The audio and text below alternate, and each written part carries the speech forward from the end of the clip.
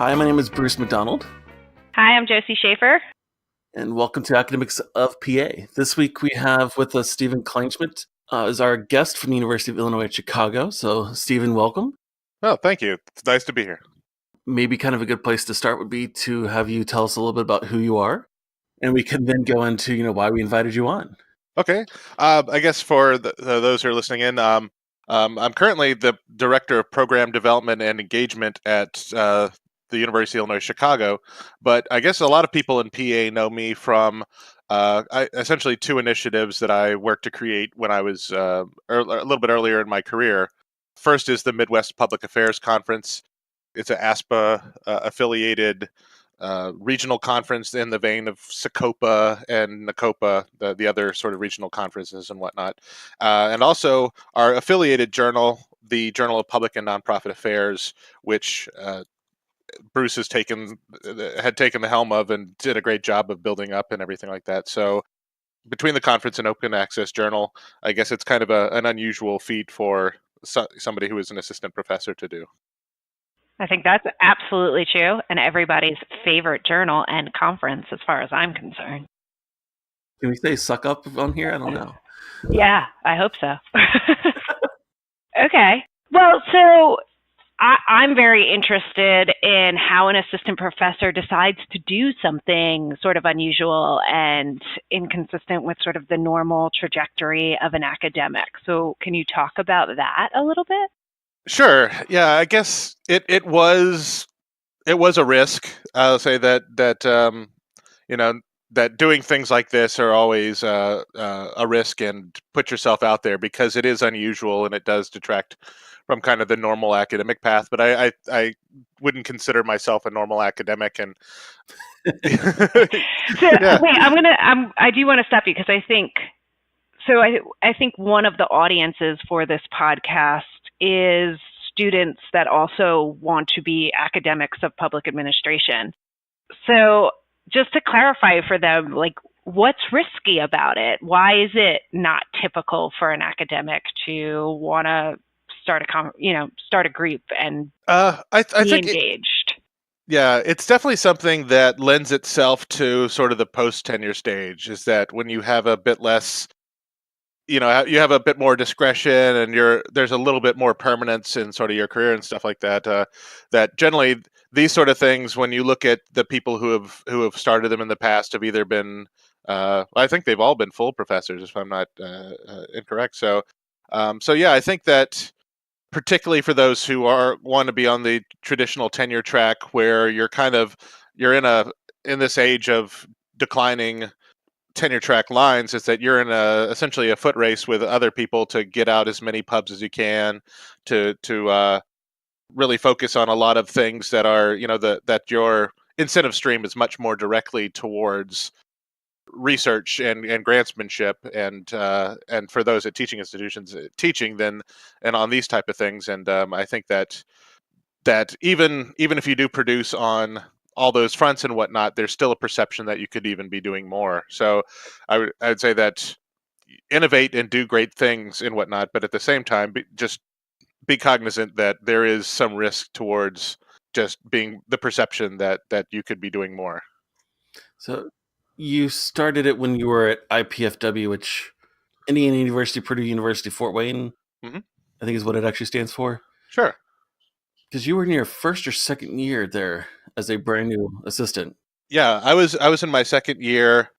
I guess the kind of backstory is that my second year at IPFW, that I went to the International Conference on E-Governance with one of my colleagues from IPFW, and we were sitting around at a...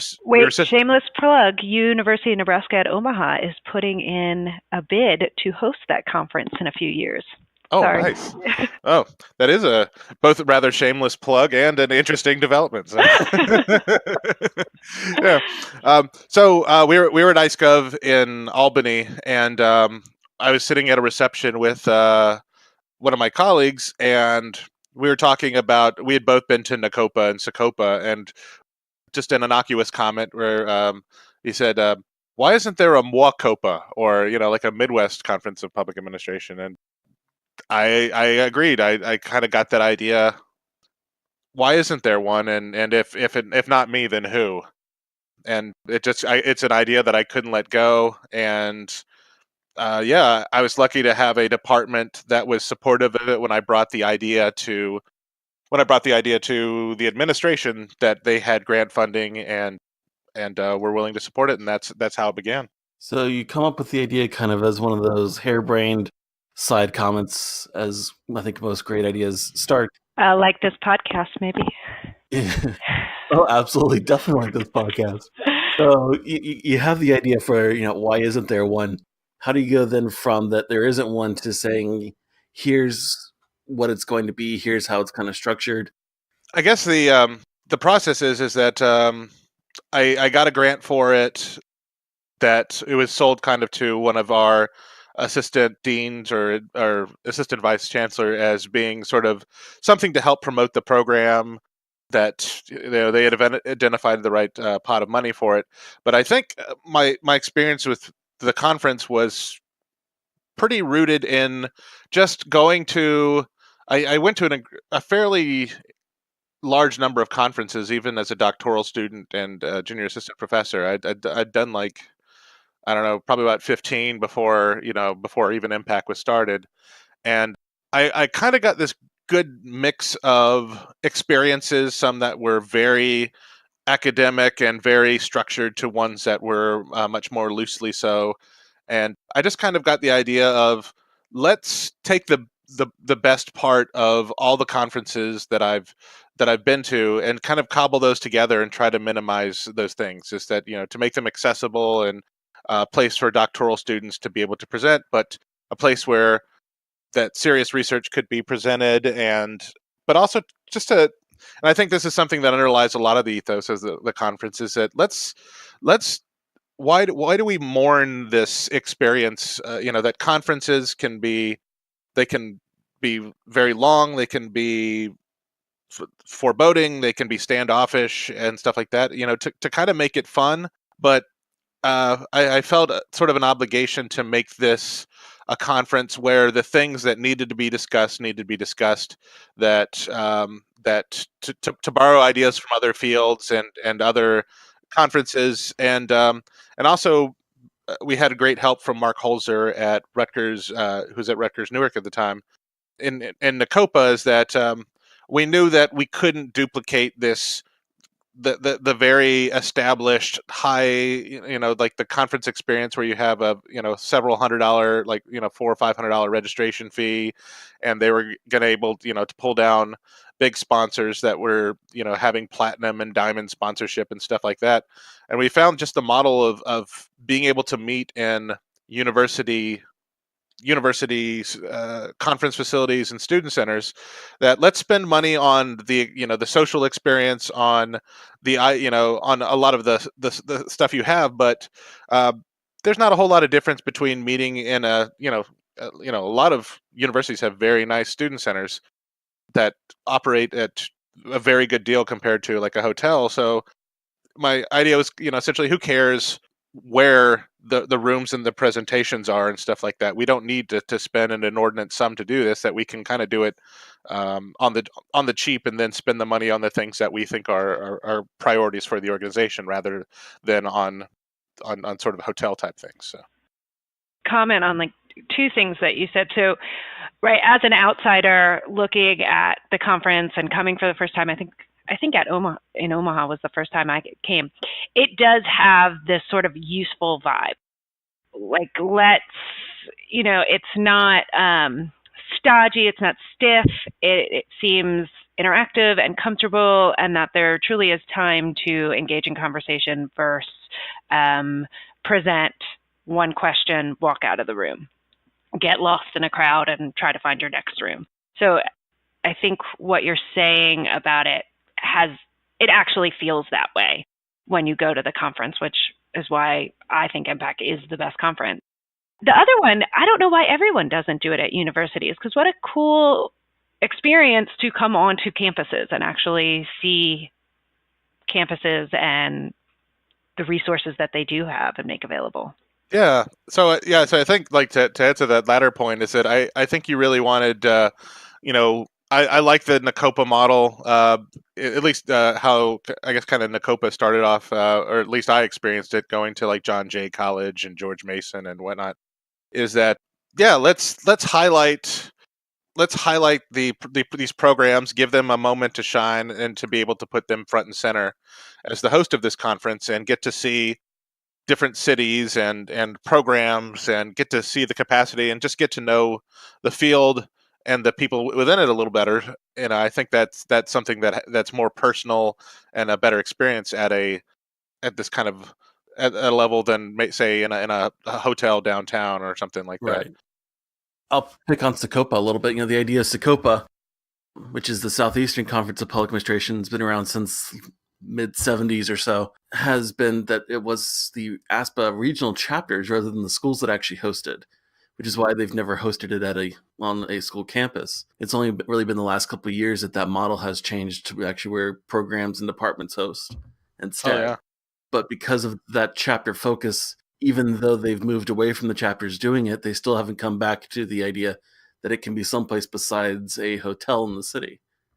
Yeah, and it's to the credit. I mean, all the ASPA conferences are, well, Sacopa is, I believe, the only one that's still in its original incarnation. That Nacopa was the former Northeast Regional Conference, the ASPA Northeast Regional Conference, which was, I believe, founded by Mark Holzer around 1980, and then he refounded in 2009 or 2008. And MPAC is kind of the next iteration of what used to be called the ASPA, I believe it's ASPA Region 6 Midwest Regional Conference. So yeah, that these things were originally kind of run more by the sections and by the organization itself, whereas they've transitioned into being autonomous entities that are organized under sort of the collective umbrella of ASPA. And yeah, I'm glad they supported this. I'm glad that they were to help us use their networks. So did you know about the old incarnation before you started the new one? Can't say that I did.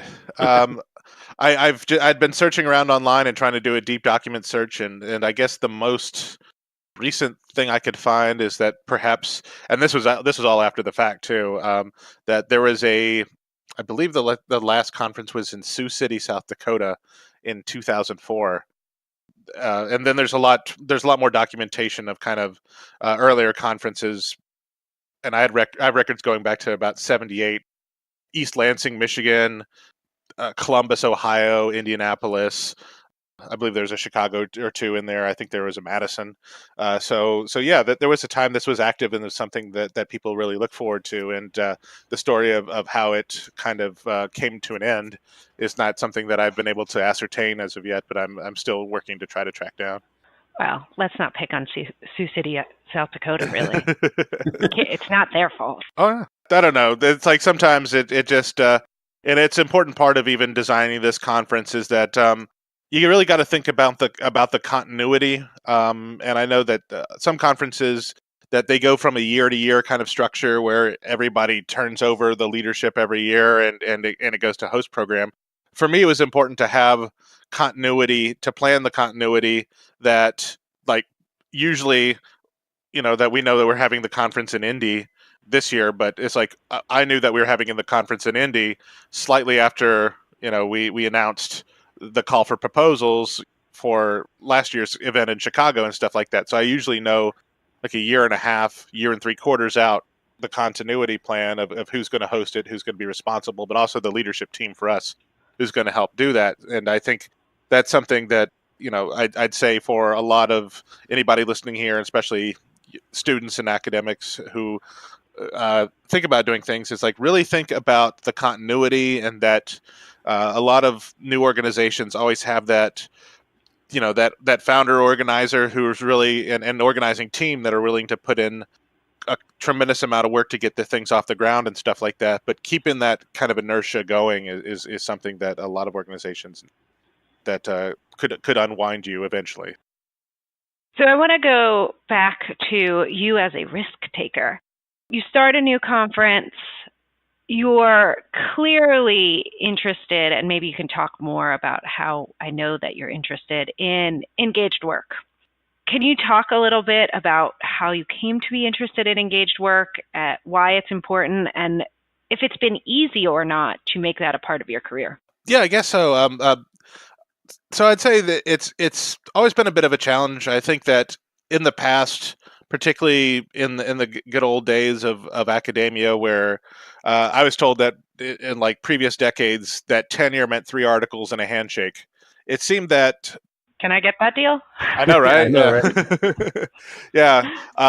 That yeah, the 3 tenure and a handshake. That there was a and I try to think back to what article I saw this, but it seems in the past there was a much more engaged ethos in public administration as a whole that um, that service not only was valued but it was expected, and I think part of it was that the kind of relaxed publication standards in sort of previous decades and stuff like that, and this is sort of pre-technology and all the kind of productivity indicators and stuff like that, is that there used to be this expectation, and I've seen it in several cities and talking with old alumni of programs that, like what happened is like back in the 80s, your faculty were at every city planning meeting or board of commissioner meetings or major nonprofit events and stuff like that. And I really kind of, and I was honestly, when I got into academia, I thought that was kind of more the balance that I was looking for, is that I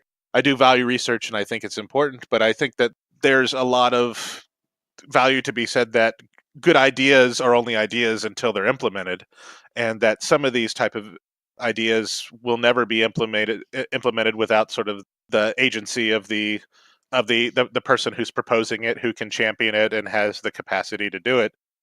So I think in some respects it's an extension of kind of my background.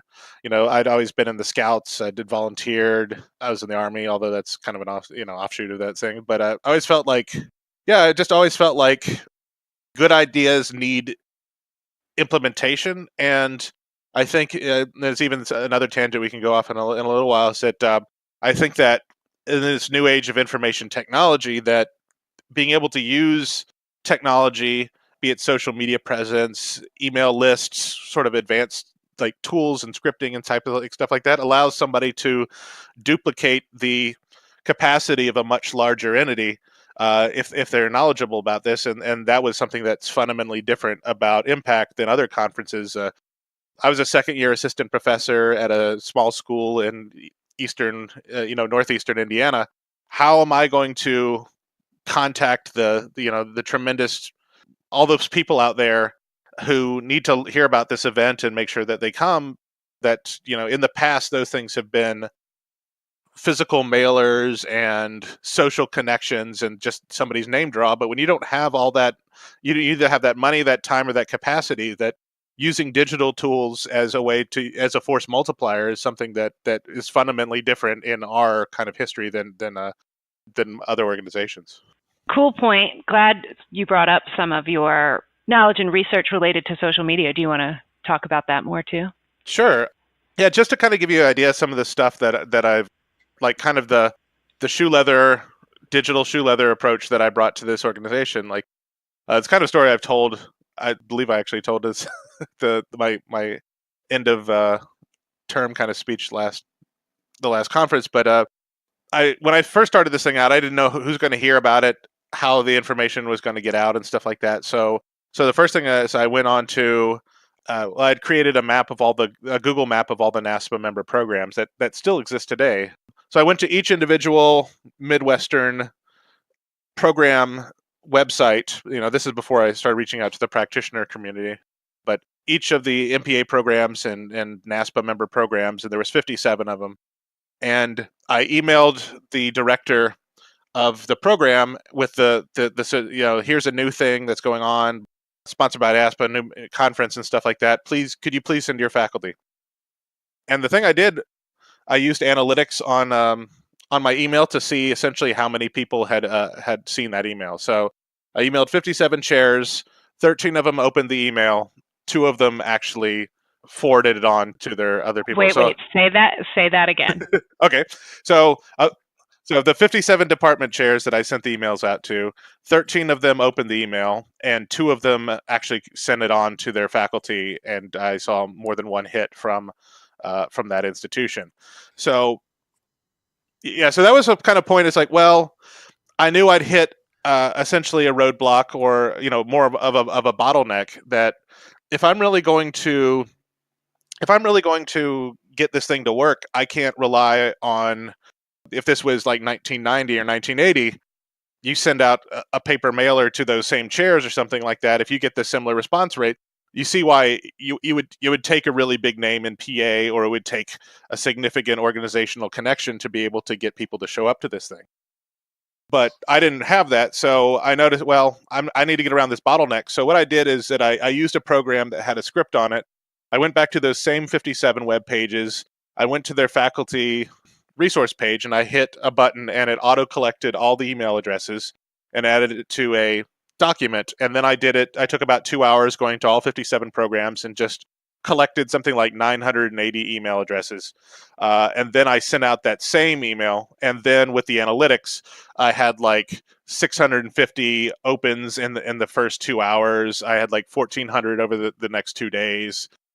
And that's just kind of example of one of the approaches I've taken, not only using analytics, but social media and kind of force multiplier tools to not only, to understand what are the things that are hamstringing the organization from growth or from getting its message out. And then I think most importantly, to use analytics or use other type of tools to understand how they're being used, where the things are coming from, how people are checking it, and to give you sort of impact metrics. And when things aren't working, they're not working, and then you adjust. Well, I'll give Stephen a kudos because I haven't actually told him. So I used to be involved with MPAC a lot when I lived in the Midwest.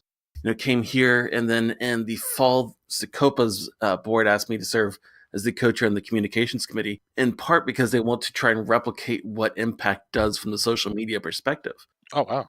Right? How good that feels good. Oh yeah, that's quick. Well, if you look at the what MPAC, the network of who gets involved, just the fact that people who have gone in the past will sit there and swear up and down and preach the good word of MPAC, above and beyond any other conference, and then you compare that to Secopa, Nicopa, even the Aspen National Conference. There's very much a different kind of engaged community on people who now swear by it as the end all be all of what they should be going to.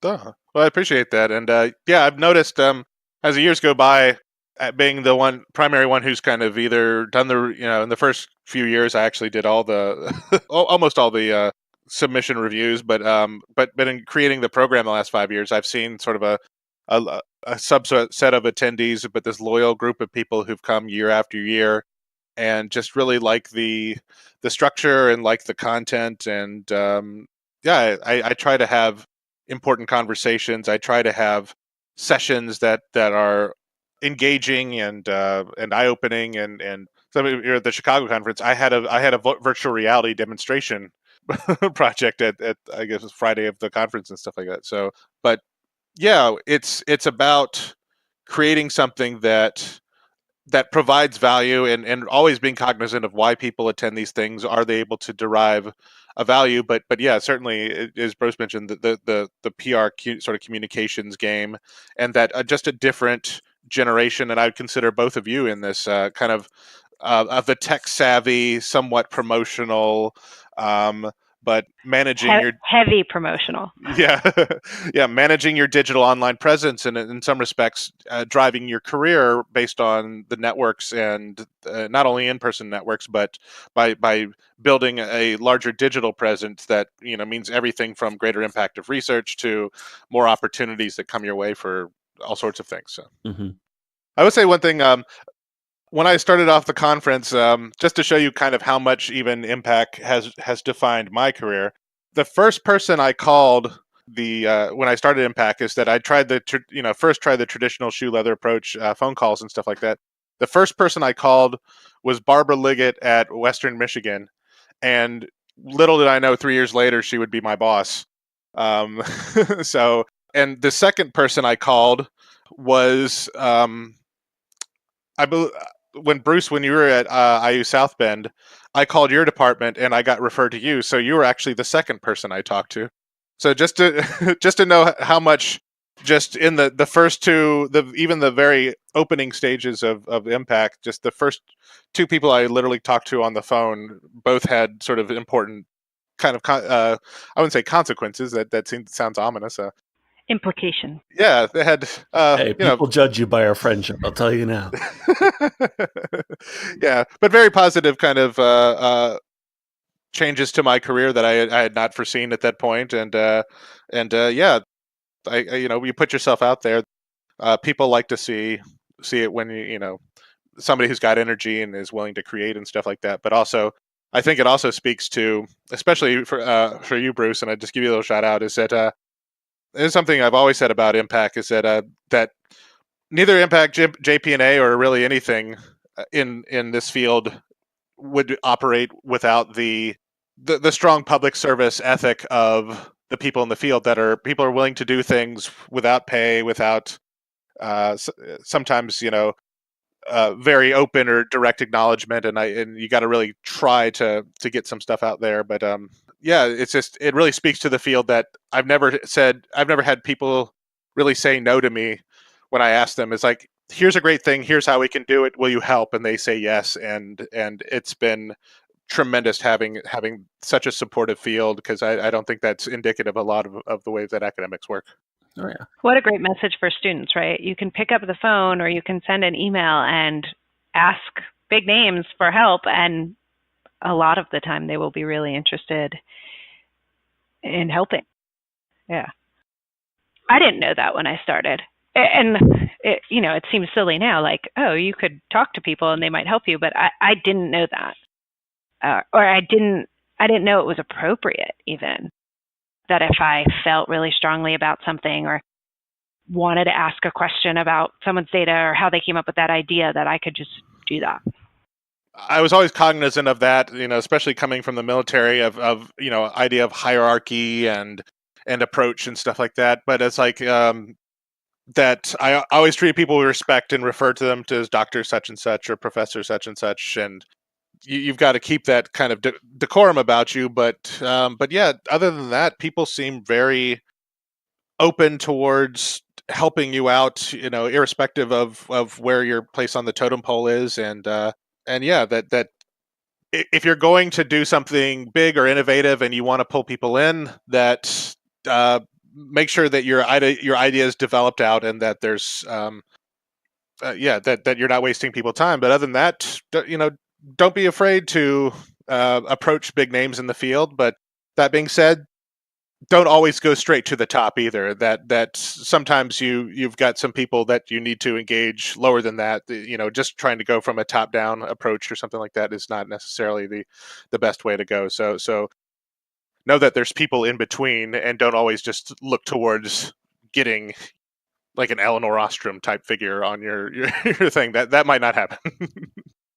So the three of us have something in common. We've all lived in North Carolina at some point in time. So to ask, how has North Carolina shaped, if at all, shaped your view of public administration, your interest, your ethos, any of those things? I guess growing up in North Carolina, I grew up in several places, but North Carolina was the longest.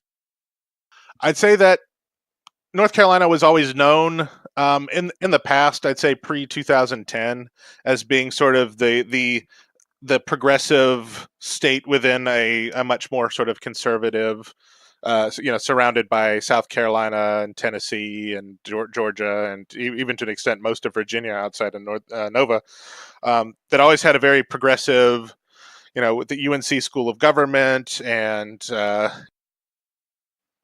Terry Sanford Institute, and of course my alma mater at NC State, that there's this kind of hub of public service activity, and that was kind of anchored in the Triangle, and it was a great experience getting to study. I was going to say to study in the Triangle. It's a struggle, man. It's fine. Yeah, it just flows. Yeah. Yeah, I think it was a great experience to see kind of that balance. And I mean, North Carolina was famously known for having very heavily subsidizing higher education, much more than other states around it. So access to all these things, that, while still being a conservative state, it was still kind of an innovator on a number of things, environmental, coastal regulation, and other things like that. So I think it was part informed by that, the experience of living in that state, and then just with organizations. I say particularly, I was in the Boy Scouts growing up. I was actually even an Eagle Scout, but I think a lot of my, I guess, experience with civic life and introduction to government was kind of filtered through this aspect of, we had merit badges, and one was called God and Country, and God and the Nation, and God and the Community. Having a sort of family history of academics and public servants, it kind of meshed well and everything like that. So I think that it's as much living place and the sort of prevailing culture of a place, but also the formative institutions and the educational experiences is that you have, especially in sort of your K through 12 period, that can help provide that sort of strong love of public service and public service motivation. Well, one of the things I think I find interesting about North Carolina that I haven't seen anywhere else I've lived is the city of Raleigh and a lot of the state agencies are kind of more willing to engage with academics and people in the community. So they have lots of data. They're saying, tell us what data you want to use and analyze, and we'll give it to you. Oh yeah, yeah. I think that's something I saw to a much more extent, and I think I appreciate it. Having my undergrad was actually, I was an urban and regional planning and geography major, and the extent to which we relied on publicly available data, not only for GIS but for other sort of projects and stuff like that, um, seemed pretty normal to me at the time. But it wasn't until I really started going to other states did I really understand. It's like, all right, how easy, how open data was and how available these type of things were. So yeah, so definitely there's some, having institutions like UNC, NC State, particularly, that had those data repositories and made those things available, definitely changed the sort of educational experience for a lot of us, at other institutions. Now, did that kind of come back and influence what you were thinking when you started MPAC and then creating JPNA? Because they both have very much a practitioner bent that it seems to be absent in other academic conferences in the field. Um, I'm not sure if I can tie it to North Carolina directly. I'd definitely say NC State, in its culture of innovation, was a big part of that. Just being around all these people who were doing things and developing things out. I think my desire to start JPNA and MPAC were both kind of oriented towards.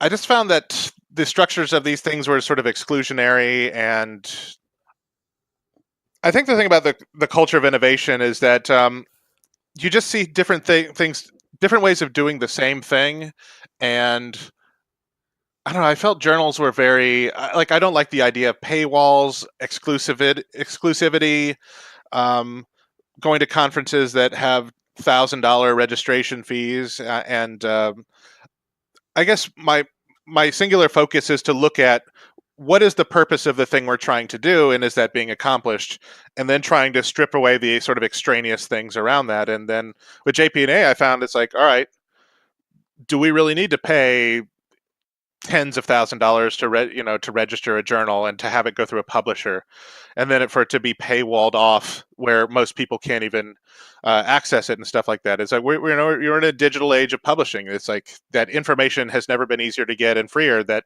we're stuck to an old model, and the incentives are stuck to the old model, and it's having sort of negative effects on society as good information is paywalled, and the kind of stuff we see on social media and the fake news and everything like that is free, that we're losing, the information war, and sort of the ability to have important discussions in society. So yeah, if we're going to create a journal, we need to make it open access. We need to make it good, and we need to just provide that actual mechanism to provide overlap between the academic and practitioner community, which a gulf that continues to widen instead of growing closer. That's my thought about that. So I think it's an amazing point. And you have to wonder, we all get into this field because we want to provide information that does what? Gets shared with other people, or gets shared with each other, or gets shared outside of the community and is used in practice. Why not find ways to share it better? Yeah, and I think some of the formative issues that I had with publishing is that I remember as a doc student submitting things to journals, and I'd write something that the data was a couple years old, in some cases with publicly available data, and then I would send it off to a publication, and then it would go through reviews and either get accepted or rejected, and but then you eventually get something published, and you're looking at the time frame, and it's often like 2.5 years, and I'm just like, we're in a short form world where digital tools are allowing people to do research and get that stuff out, and we don't find these problems in chemistry and biology and the journal, and medical journals and the hard sciences and stuff like that. These things that have a market analog, the time to publication is fairly quick, and there are direct implications for society and for industry and whatnot. And I just found the idea of this long publishing time horizon, and not just saying, review is going to take time, and that's certainly important, but the administrative side of running journals is detracting away from the social impact.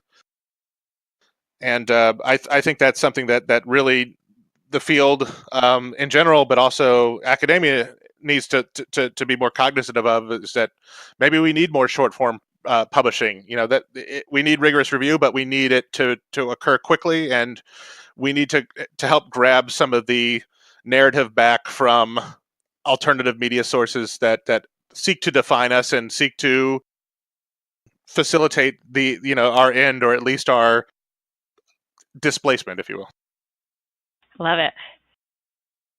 If a student coming up right now were to ask you, what should they do? Where should they spend their time, right? We know that there are trade-offs between time spent on traditional academic work and maybe time spent on what could be the new academic work, but is not quite right yet. What would you say? I got a little bit tortured about some of this, because I think I'm a lot tortured. Yeah. Yeah. I would say I've been kind of tortured about this, and as Josie said that she had been as well. That for somebody, I started off as a tenure-track professor and got basically a year away from me submitting my tenure packet, and then decided to take a non-tenure-track job. I think for me, advice I would give to students is that do what you're going to do to make you happy, and that should be your first goal. Like, a lot of people in this field say, my goal is tenure, and it's like, it was until I was honest with myself, and it's like, my goal is a happy life and a place where I feel productive. And yeah, and I say that a lot of places I was at before and stuff like that, it's like I like the people there, and I like the job and stuff like that, but in the end, it's like, you got to be honest with yourself and see, what is it you want to get out of your career, and where do you aspirationally see yourself. And my advice to you is that, especially with the rise of non-tenure track kind of positions or administrative track and stuff like that, is that the tenure track isn't the only way forward. And for those of you who enjoy direct engagement and enjoy service, that the tenure track is probably not going to be the place for you, because the incentives aren't there. If you do want to go down the professor route, that research is primarily always going to be what's valued on pretty much any market, even at teaching institutions. So I say, like, make sure you burnish your research chops and you get prepared for that and stuff like that. But that being said, if you want to be at a teaching institution or other things like that, you're going to have to find places where you can get that experience and develop out your pedagogy and whatnot. because it's very competitive out there. So I'd say that sooner rather than later, be honest with yourself in that. Do you have a geographic preference? Do you want to be near family? Do you want to do all these things? And that's kind of my advice is to be honest with yourself and what you want, and see whether or not the incentive streams of what you are pursuing is aligned with that. I think that's kind of interesting. In academia, we do push the holy grail of tenure. If you're getting your PhD, you should be going after a tenure-track job, and if you're not doing that, then obviously there's something wrong with you, which I disagree with, and I've gotten into conversations with a couple of my colleagues here at NC State who were going through the tenure process. When I was going through it, a couple of them commented that I was fairly calm, and I was like, well, why should I not be calm? Like, well, what happens if you don't get tenure? And it's like, I'll just go do something else. And it was unfathomable to them that I would be that kind of blasé about it. More than blasé, that's revolutionary thinking in our field. I mean, that's not common at all. And so I say that only to remind people that it's a great attitude to have. Everyone should have that attitude, but that is not the prevailing attitude, and you might even get in trouble for acting blasé. Yeah. Makes this conversation interesting because Josie, you walked away from a tenure-track job as well to run your center. I absolutely did, and I think I feel completely settled in the decision now, but I thought probably, and I don't know that anybody said to me, well, that's crazy, you can't do that, but I felt the stares of people who might possibly think that I am doing something atypical, and that's why I'm so excited too to talk to Stephen in this conversation, because I feel among like-minded people, but I think when we're at a traditional conference, I don't. And I mean, I took this 6 months ago, so I haven't really tested it out yet. But yeah, and I am excited to share that story, that I feel great about this decision, and it is the right decision for me, and it is giving me more opportunity to do the parts of academic work that I connect with most. But I think it is still not the norm by any means. Yeah, and I think I see this, and this is something that even typified our experience at UIC, and part of the discussions when I took this job is that they're really looking for builders, and I see this kind of idea of new, like almost a new academic class emerging, that people, generally a lot of staff, administrative staff, don't know much about the field or broader trends and research in the field of public administration, and faculty don't always have the skills to be able to run, or either the interest or skills to run centers, and especially in small departments, they just get kind of saddled with some responsibilities. And when this isn't the 80s where the state was paying 95% of your bills and stuff like that. It's like, we got to recruit, we got to improve the student experience, we've got to evaluate, we've got to do all these things that haven't necessarily been skills that administrators have done particularly well. And I think what you're seeing, kind of the rise of and as much as people say, oh, the contingent faculty or the non-tenure track faculty and stuff like that, is that what we're really looking for is the emergence of a class of builders, that people who can recruit and do engagement and run social media accounts and be able to essentially, I think the term is like a polymath, but like to be an expert in both kind of practitioner and academic affairs, and then to use that, because I think that we're losing, as the gulf has widened, that there has become this inner space that is needed for a particular type of faculty member who is focused on doing things, but still has the academic chops to be able to operate between those spaces. So the world has changed dramatically, especially the last 10 years, in terms of where academia fits. So I don't think doing the things the same way necessarily gets us anywhere anymore. Absolutely. How could we possibly try to operate in the same systems when everything is so different and there's so much more opportunity? Yeah, so I believe in that completely. Is that as society has evolved, that academia needs to evolve along with it, and particularly for those students out there who are like, oh well, what is this wonderful kind of middle ground that you're talking about? Like, I tell you that, if you want tenure because of job security, that a lot of these positions are, you either have multi-year contracts or you're also a member of a union and stuff like that. It's like, in some cases you're probably more secure being the non-tenure track faculty member.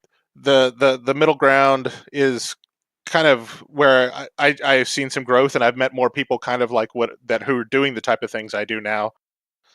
As programs have seen this kind of need, is like, all right, we've gone through 8 or 9 different people trying to do this particular thing and they can't do it well. Let's hire somebody directly who can focus on this. And I think, even more so, it really adds in the sorting of people. That I think one of the big things and one of the big stressors for a lot of those in academia is that if you're going to take a tenure track job, you're going to have to take it where the job is. And that sometimes is, sometimes you luck out and you can find a place close to home, or you can find close to the family, or if you have a geographic preference. But a lot of people end up not not in areas that were particularly their first choice. That they sometimes move there and they come to love them. But I think there's something to be said about, in a lot of professions, that people have geographic preferences, and that they have places they want to work. And I think that it creates a lot of stress on the lives of others, or people in the field, that sometimes that they have to go places that they don't particularly want to go. And I think that helping to provide this big sort, and helping to match people towards places with opportunities and lifestyles and amenities makes for a happier field and a more productive field. So I'm anything for that. You went to Fort Wayne, and I went to South Bend, and it was a great experience. Being in South Bend is definitely not a place I really wanted to go to. I've moved on from Fort Wayne, and it's like, I love being here in Chicago. I loved Kalamazoo, and that was hard for me to move on from Kalamazoo. I really loved the town. I really loved the people, but I had kind of big city dreams and stuff like that. But yeah, I mean, there are going to be institutions that are rural or remote or far out and stuff like that, and yeah, they're definitely going to need people out there. But I've always found that there's definitely people who, having been on search committees, there's people with great credentials that would love to work there, and they would be happier and they would be stable, and it reduce turnover and stuff like that. But we as in a field are we're not really amenable to that. And I hope that if non-tenure track faculty is the way to go, that if you're from a particular area, or maybe you have married or have a small child and you need some help with your family to take care of them and stuff like that, a lot of those things are very important considerations to people. And in summary, that's why I started MPAC. Just kind of bring it right now. Just kidding. Wait, so MPAC is going to be good for babysitting your kids? It's awesome. Kind of going forward, what do you see the future of MPAC being? But you've also moved kind of back in your role a little bit to hand it off to Mike Ford. So what's also next for you? So what's next with MPAC is, like, I definitely think of MPAC as, that the conference and obviously the journal will continue, but I do have thought about different offshoots of using this organizational capacity and networks that we have towards building something else. And one of the things I've kind of discussed with people kind of in Knocking Around stage, and I think I actually discussed it in my president's address like a year or two ago, was I wanted to borrow an idea that I learned from like a wildlife biology department, is that turns out that in some fields, particularly the physical sciences, that having like an unconference where a bunch of people will get out together and take over like a state park or a large campground, and then have kind of, I was going to call it conversations by the lake or something to that effect, where that we mix that social and academic element. We don't have, of course, no PowerPoints, but have the deep discussion circles, have guided facilitated discussion, but kind of a deeper experience than you can even get with a conference. So going camping with MPAC, maybe in a cabin or a yurt or something like that, if you're not a big tent type person. But that's something that I've had in my mind for a while, that just to as an experiment to see how it goes. And it's being done in other fields, and just taking sort of a creative risk on that. But perhaps greater integration in my role as in the Aspen National on the Aspen National Council to promote better integration of the Aspen regional conferences into the wider organization. And I guess, personally myself, I'm getting promoted to associate, and starting in the fall, I'll be a clinical associate professor at UIC and stuff like that. So I see myself being here for quite a bit of time, and just kind of working on building. Mentioned kind of passing, working on a civic analytics and data science degrees in public affairs. I think that's something that we're starting to see inklings of at NASPA conferences and in discussion. But I think that you're starting to also see the rise of a new type of public service degree that's even more data and technology enabled kind of capacities than you would find in an MPP or something similar to that. So yeah, I guess for me, trying to continue to create as I see fit, but also kind of being on the intersection of technology and public service is where I see myself in the future. Huh. Awesome. Thanks, Stephen. This has been an awesome conversation. I really appreciate it. Well, I appreciate it.